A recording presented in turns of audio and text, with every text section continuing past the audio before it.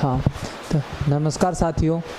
आज आपकी जो पोइम है माई गुड राइट हैंड है और इसके जो राइटर है वो क्या है, चार्ल्स मैगे। माई गुड राइट हैंड का अर्थ क्या होता है, मेरा अच्छा दाहिना हाथ। तो आपके बात करते हैं आपके स्टेंजा की। तो देखिए पहला आपका स्टेंजा, आई फील इनटू। तो फील इनटू होता है की स्थिति में, की स्थिति में। और ग्रीफ का अर्थ क्या होता है, दुख। क्या होता है, दुख। अर्थात चार्ल्स मैगे हमारे जो राइटर वो कहना चाहते हैं कि आई फील इनटू ग्रीफ, जब मैं दुख की स्थिति में था। क्या बोलते हैं, आई फील इनटू ग्रीफ का अर्थ होता है जब मैं दुख की स्थिति में था। एंड और बिगिन टू, बिगिन टू क्या होता है, परेशान होकर, परेशान होकर। कंप्लेन का अर्थ होता है शिकायत करना। क्या अर्थ होता है, शिकायत करना। अर्थात जब मैं दुख की स्थिति में था, एंड बिगिन टू परेशान होकर, कंप्लेन यानी शिकायत करना।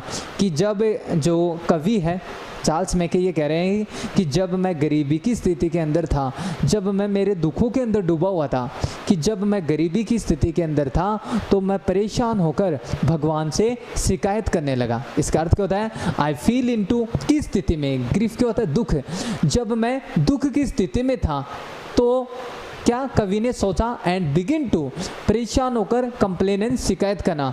जब कवि दुख की स्थिति के अंदर थे तो उन्होंने परेशान होकर है ना वो भगवान से क्या करने लगे, शिकायत करने लगे।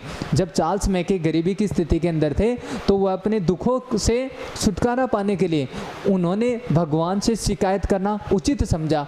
तो फर्स्ट लाइन का अर्थ क्या होता है कि जब कवि दुख की स्थिति के अंदर था तो वह परेशान होकर भगवान से क्या करने लगा, शिकायत करने लगा। आगे तो इसके लिए वो क्या किया, I looked for a friend. तो फिर मैंने, आई यानी मैंने, लुक्ड फॉर, लुक्ड फॉर होता है तलाश करना। क्या होता है, तलाश करना या खोजना। क्या होता है, खोजना। ठीक है, I looked for a friend.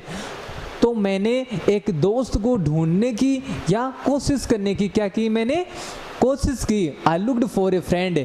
जब मैं दुख की स्थिति के अंदर था तो मैं परेशान होकर भगवान से शिकायत करने लगा, तो मैंने एक दोस्त को तलाश करने की कोशिश की। I looked for a friend. तो मैंने एक दोस्त को ढूंढने की कोशिश की या तलाश की। बट लेकिन आई सॉट, क्या होता है, I sought him in vain. Vain का अर्थ क्या होता है, निष्फल। ठीक है, निष्फल या व्यर्थ। और सोट का होता है ढूंढने का, ढूंढने का प्रयास करना, ढूंढने का प्रयास करना। देखो, I looked for a friend, तो मैंने एक दोस्त को तलाश करने की कोशिश की, लेकिन बट लेकिन आई सॉट, ढूंढने का प्रयास करना, हिम यानी दोस्त को ढूंढने का, यानी उसे, इन वैन, निष्फल या बेकार। जब कवि ने अपनी गरीबी की स्थिति को उभारने के लिए एक दोस्त को ढूंढने की कोशिश की तो वो कवि की सारी क्या हो गई, बेकार हो गई। वो सारी की सारी क्या हो गई, निष्फल हो गई। अर्थात कवि को ऐसा कोई भी व्यक्ति नहीं मिला जो उसको गरीबी से उठाने में, ऊपर उठाने में मदद कर सके। तो ऐसा कहा गया है, आई फील इनटू ग्रीफ। जब कवि दुख की स्थिति के अंदर थे, एंड बिगिन टू कंप्लेन, तो उन्होंने परेशान होकर भगवान से शिकायत करने की कोशिश की।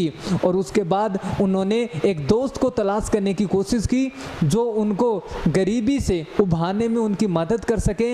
लेकिन कवि की जो जितनी भी कोशिश थी वो सारी की सारी क्या चली गई, बेकार चली गई। बट किंतु आई सॉट हिम इन वैन, लेकिन मेरी जो कोशिश थी वो सारी की सारी क्या चली गई, बेकार चली गई। अर्थात कवि को ऐसा कोई भी व्यक्ति नहीं मिला जो उसको, यानी जो उसकी मदद कर सके। आगे देखे, कंपेनियंस होता है मित्र या साथी। क्या होता है, मित्र या साथी। वर साई, साई होता है अनिच्छुक। क्या होता है, अनिच्छुक। क्या होता है? अनिच्छुक, यानी सहायता करने के, यानी जो व्यक्ति मदद करने के अनिच्छुक हो, अर्थात यानी कंपेनियंस जो उसके साथी थे, कवि के जो दोस्त थे, वर्साई वो उसकी मदद करने के अनिच्छुक थे, यानी कवि की कोई भी मदद नहीं करना चाहता था। यानी एक्वेंटेंसेस होता है परिचित लोग, क्या होता है? परिचित लोग, यानी हमारे जो रिलेशनशिप वाले जो लोग होते हैं, यानी हमारे चाचा ताऊ भूआ जी, जो भी हमारे रिलेटिव होते हैं, कि जो कवि के जो दोस्त थे वो उसकी सहायता करने के लिए क्या थे? अनिच्छुक थे। एंड एक्वेंटेंसेज, और उनके यानी जो परिचित लोग थे, वर कोल्ड, कोल्ड क्या होता है? भाव शून्य, भाव शून्य, यानी मदद करने के इच्छुक। कहने का मतलब यह है कि जब कभी दुख की स्थिति के अंदर था तो वो अपने दोस्तों से सहायता मांगने के लिए गया, अपने परिचित लोगों से वो सहायता मांगने के लिए गया, लेकिन कवि की जितनी भी वो कोशिशें थी वो सारी की सारी बेकार चली गई। कोई भी उनके मित्र, दोस्त और उनके परिचित लोग उसकी मदद करने के लिए तैयार नहीं थे, यानी कोई भी व्यक्ति कवि की मदद नहीं करना चाहता था। दे किसके लिए आए हैं? जो मित्र और जो हमारे परिचित लोग हैं, यानी जो कंपेनियंस हैं और एक्वेंटेंस, उनके लिए आए हैं। दे गिव मी, उन्होंने मुझे दी, गुड कंसल, कंसल क्या होते हैं? सलाह है, क्या होते हैं? सलाह है, यानी एडवाइस है। उन लोगों ने मुझे अच्छी अच्छी सलाह तो दी। गुड का मतलब यहाँ पे होते अच्छी, ठीक है, उन्होंने मुझे अच्छी अच्छी सलाह तो दी, बट ड्रीडेड, इसका मतलब होता है यानी धन उधार देने से डरना।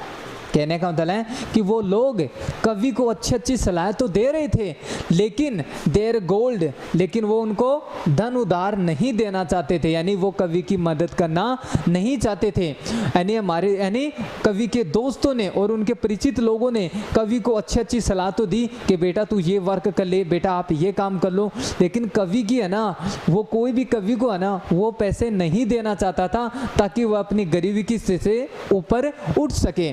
तो ऐसा कहा गया है कि वो लोग जो मित्र थे उन्होंने कवि को अच्छी अच्छी सलाह तो दी, उन परिचित लोगों ने भी उनको अच्छी अच्छी सलाह दी, लेकिन वो लोग धन देने से वो डरते थे।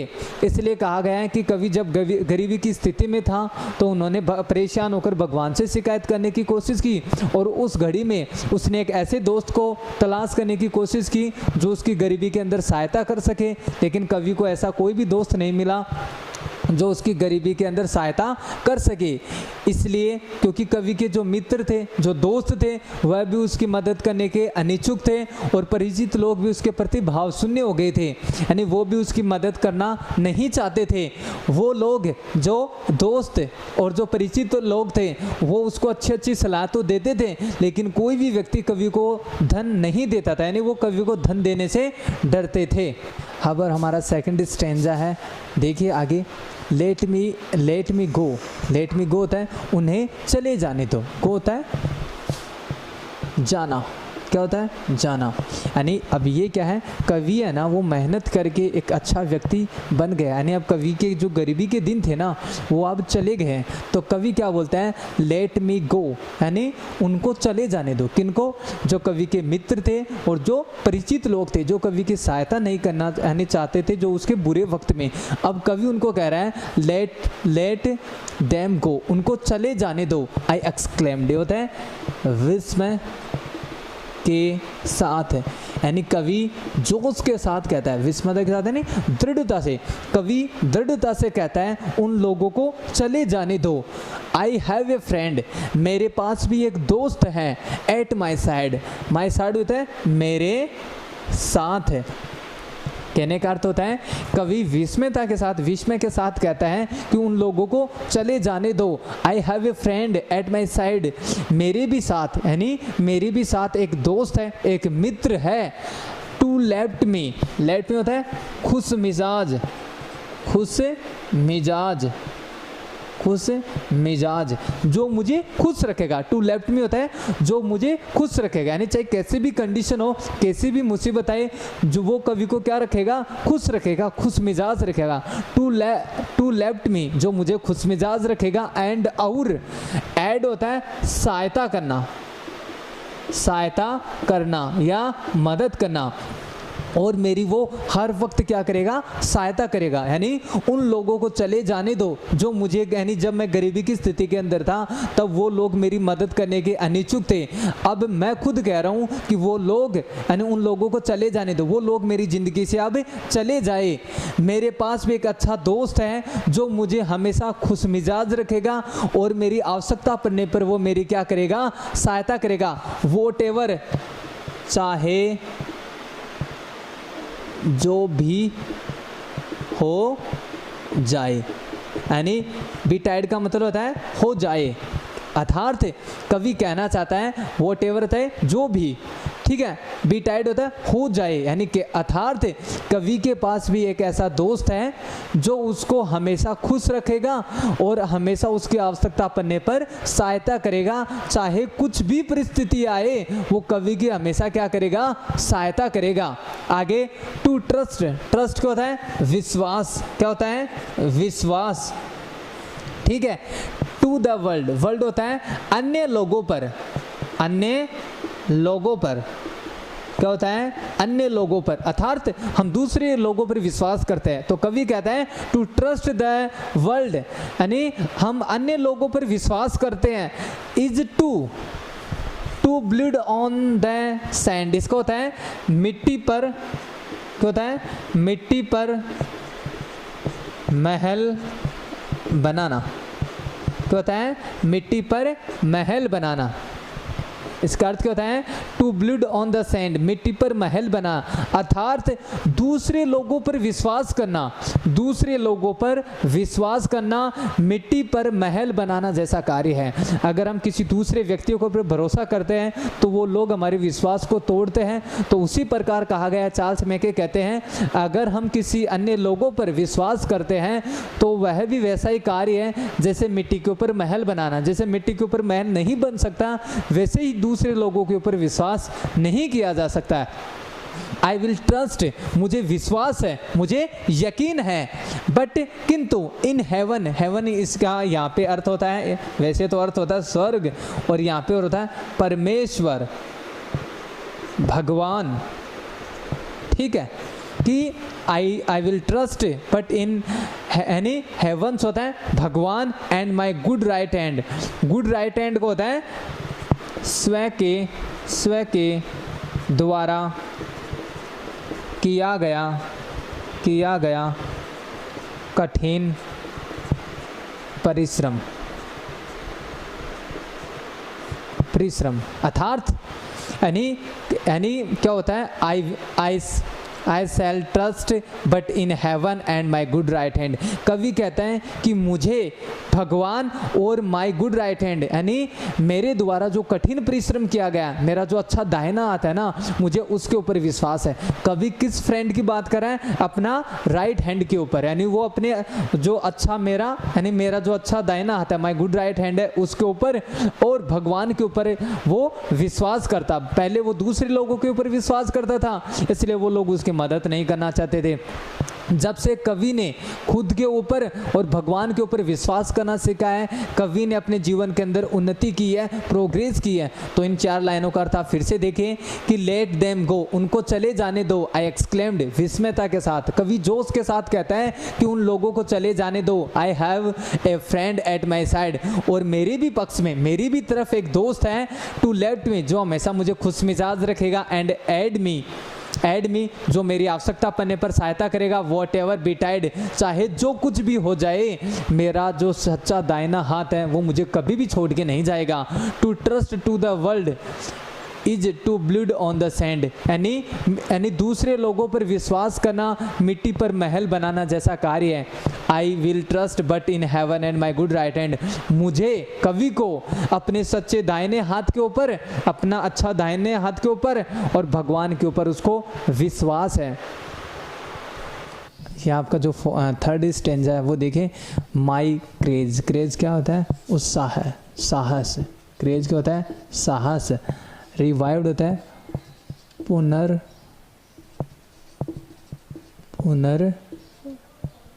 पुनर्जीवित होना, ठीक है। माई इन माई फॉर्चून डिस्पाइट होता है दुर्भाग्य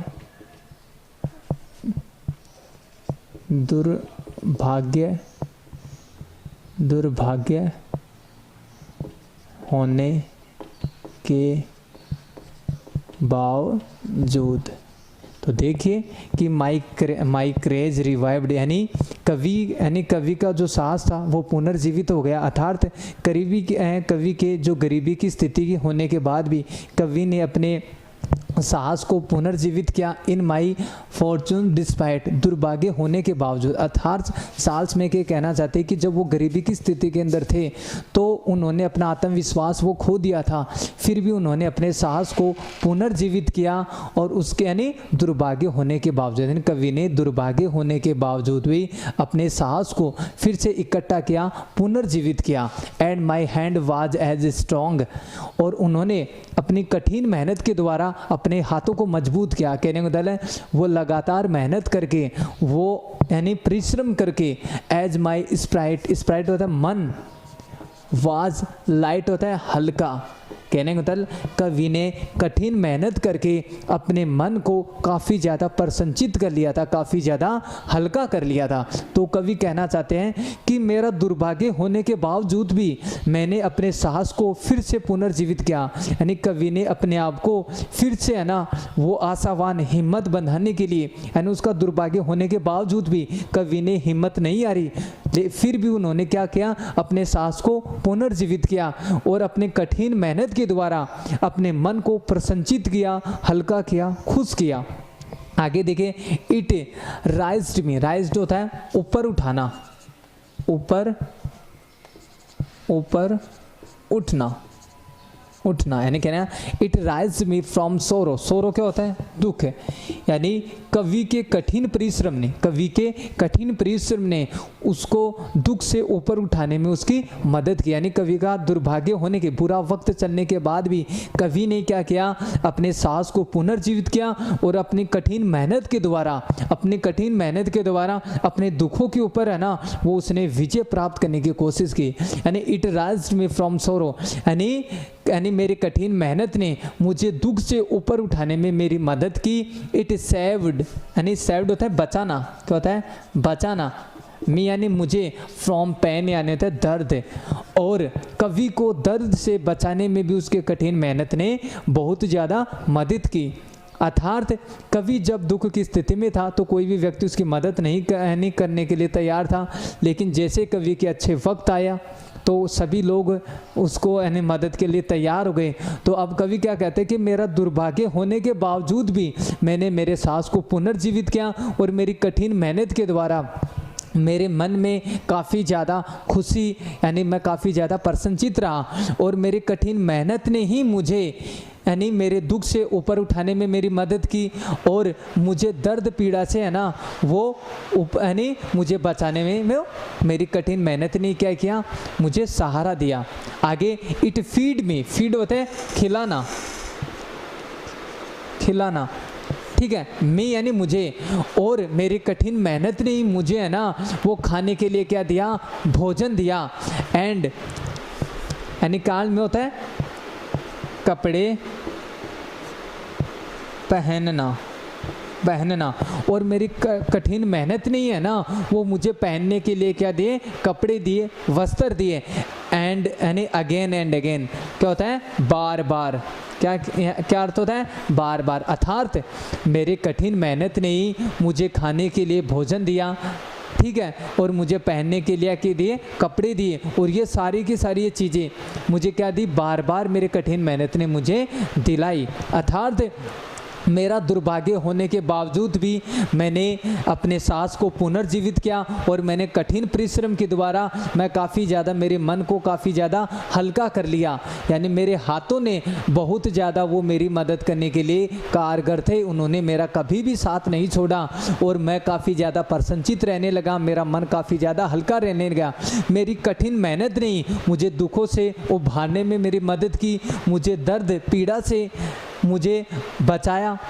ठीक है, आगे इट फीड मी, उसने मुझे खाने के लिए भोजन दिया और यानी क्लैड मी होता है, इसका मतलब मुझे पहनने के लिए वस्त्र दिए, एंड अगेन। और ये दोनों चीज़ें मुझे बार बार है ना मेरे कठिन मेहनत ने और भगवान ने मुझे ये दोनों की यानी बार बार ये चीज़ें मुझे सारी चीज़ें भगवान ने उपलब्ध करवाई। हाँ, हमारा जो लास्ट का स्टैंजा था वो फोर्थ देखिए, द फ्रेंड जो मित्र हु जो हैड लेफ्ट मी होता है छोड़ना, यानी क्या होता है छोड़ना। ठीक है, कैम यानी आना, बेक वापिस आ गए, एवरीवन प्रत्येक। यानी अब क्या हुआ कि कवि ने जब कठिन मेहनत की, जब हार्ड वर्क किया, तो जब कवि का अच्छा वक्त आ गया तो जो लोग कवि को छोड़ के गए थे वो सारे के सारे क्या आ गए, अब वापिस आ गए। तो ये लाइन उसी के ऊपर है, द फ्रेंड यानी जो मित्र who had left me came back everyone, जो प्रत्येक व्यक्ति यानी प्रत्येक व्यक्ति जो मुझे छोड़कर चला गया था वह व्यक्ति है ना वो अब वापिस आने लगा। ठीक है, the friend who had left मी, जो व्यक्ति मुझे, जो मित्र जो मुझे छोड़कर चले गए थे, जो जब मैं गरीबी की स्थिति के अंदर था, जब मैं गरीबी की स्थिति के अंदर था तो उस वक्त जो मुझे छोड़ के चले गए थे वो सारे के सारे मित्र कैम बैक एवरीवन, वह प्रत्येक मित्र है ना वो मेरे पास वापस आने लगा। जब यानी जो मित्र मुझे छोड़ के चले गए थे, जो दोस्त मुझे छोड़ के चले गए थे, अब मेरे अच्छे दिन आने से वह व्यक्ति अब वापिस आ गए हैं। The friend who had left me came back everyone, प्रत्येक व्यक्ति जो मुझे छोड़कर चला गया था वह अब वापिस आने लगा है, वो कवि के पास अब दोबारा से आने लगा है। एंड डार्केस्ट क्या होता है यहाँ पे, पूर्व में कम मददगार, यानी जब कवि का बुरा वक्त चल रहा था तो ये जो व्यक्ति थे वो कवि की मदद करने के अनिच्छुक थे। एडवाइजर्स क्या होता है, सलाहकार, यानी जो लोग है ना परिचित लोग और जो दोस्त थे जो कवि को अच्छी अच्छी सलाह तो देते थे पूर्व के अंदर, लेकिन कवि की मदद करने के अनिच्छुक थे। लुक्ड ब्राइट, प्रसन्नचित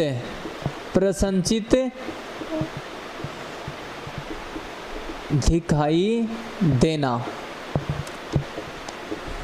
एज द सन, यानी पूर्व में जो कवि की मदद करने के अनिच्छुक थे वो लोग अब काफ़ी ज़्यादा प्रसन्नचित दिखाई दे रहे हैं। यानी कवि का जब अच्छा वक्त आ गया, जो लोग उसको छोड़ के चले गए थे, जो यानी उसके यानी मित्र लोग थे, जो उसके यानी जो एक्वेंटेंस से जो परिचित लोग थे जो उसको छोड़ के चले गए थे, अब वह व्यक्ति यानी पूर्व में जो कम मददगार थे वह लोग अब काफ़ी ज़्यादा सूर्य के समान प्रसन्नचित दिखाई दे रहे हैं।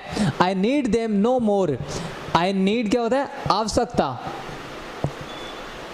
आवश्यकता, नीड का अर्थ क्या होता है, आवश्यकता। आई नीड देम नो मोर, अब मुझे उनकी कोई भी आवश्यकता नहीं है। यानी जो कवि की पूर्व में मदद करने के अनिच्छुक थे वो लोग अब काफ़ी ज़्यादा प्रसन्नचित दिखाई दे रहे हैं। अब कवि कहते हैं चार्ल्स मेके, अब मुझे उन लोगों की कोई भी आवश्यकता नहीं है। एज दे ऑल अंडरस्टैंड होता है समझना, क्या होता है, समझना, और वो लोग इस बात को बखूबी समझते हैं या जानते हैं। कवि कहना ये चाहते हैं कि मुझे अब मेरे दोस्तों की और मेरे परिचित लोगों की कोई भी आवश्यकता नहीं है, और वो लोग इस बात को जानते भी है, समझते भी है। आई थैंक दी होता है तुम्हें, क्या होता है, तुम्हें, यानी वह भगवान को धन्यवाद देना चाहते हैं, वो भगवान का शुक्रिया अदा करना चाहते हैं। आई ट्रस्ट दी, कि मैंने, ट्रस्ट क्या होता है, भरोसा करना या विश्वास करना। अर्थात कवि कहना चाहते हैं कि मैं भगवान का शुक्रिया अदा करना चाहता हूँ, ताकि कवि ने भगवान के ऊपर विश्वास किया, माय गुड राइट हैंड, और मेरे अच्छे दाहिने हाथ के ऊपर। अर्थात कवि ने भगवान के ऊपर और अपने अच्छे दाहिने हाथ के ऊपर विश्वास किया, तो कवि को जो लोग छोड़ के चले गए थे वो लोग अब उसके पास वापस आने लगे, वो वापस लौट कर आने लगे। और वो लोग अब जो पूर्व में कम मददगार थे वो सारे के सारे लोग अब क्या दिखाई दे रहे थे, प्रसन्नचित। लेकिन कवि को अब उनकी कोई भी आवश्यकता नहीं है, और ये लोग यानी वो लोग भी इस बात को जानते हैं। तो हमारी जो लास्ट आज की जो पोइम है, जो सेकंड पोइम है माय गुड राइट हैंड, उसके जो राइटर वो चार्ल्स मैके हैं। तो मैं आपको इन सभी लाइनों का अर्थ बताने की कोशिश करूं तो यही है, मैं आपको यानी इसकी थीम बता देता हूं कि जब कवि यानी गरीबी की स्थिति के अंदर होता है तो वो भगवान से यानी परेशान होकर वो भगवान को वो शिकायत करता है, और उसी वक्त वो अपने एक दोस्त की तलाश करता है ताकि वो उसकी गरीबी के अंदर मदद कर सके। लेकिन कवि की जो दोस्त को ढूंढने की जो कोशिश थी वो सारी की सारी बेकार चली जाती है, क्योंकि कोई भी व्यक्ति है ना वो उसको मदद करने के लिए इच्छुक नहीं था, यानी कोई भी व्यक्ति उसकी मदद करना नहीं चाहते थे। और उनके जो दोस्त थे, जो मित्र थे और उनके परिचित लोग थे वह भी उसकी सहायता नहीं करना चाहते थे, और जो परिचित लोग थे वो उसके प्रति भाव शून्य हो गए थे, और मित्र थे वो उसकी सहायता नहीं करना चाहते थे। और इस वजह से यानी वो उसको अच्छी अच्छी सलाह तो देते थे, लेकिन वह उसको है ना वो धन देने से डरते थे। लेकिन कवि ने कठिन मेहनत की, उसने अपने हाथों के ऊपर भगवान के ऊपर और अपने यानी हाथों के ऊपर उसने विश्वास किया, तो धीरे धीरे उसका बुरा वक्त होने के बावजूद भी उसने अपने सांस को पुनर्जीवित किया, और उसी सांस ने उसको दुख से पीड़ा से ऊपर उठाने में मदद की, और उसको खाने के लिए भोजन दिया, पहनने के लिए कपड़े दिए। ये सारी चीज़ें उसके लाइफ में बार बार आई, और उसने यानी कठिन मेहनत करके भगवान के ऊपर विश्वास करके और अपने हाथों पे यानी विश्वास करके और उसने कठिन मेहनत की, तो वो यानी जो लोग उसको छोड़ के चले गए थे वह लोग उसके पास वापस आने लगे। और कवि कहते हैं कि हमें दूसरे लोगों पर विश्वास करना यानी करने जैसा, यानी दूसरे लोगों पर विश्वास करना ऐसा होता है जैसे रेत के ऊपर महल बनाना जैसा कार्य है। कवि ने कठिन मेहनत की, तो वो लोग जो उसकी मदद नहीं करना चाहते थे वह लोग अब कवि का अच्छा वक्त आने से वो क्या हो गए, वो सारे के सारे वापस आने लगे। नमस्कार साथियों।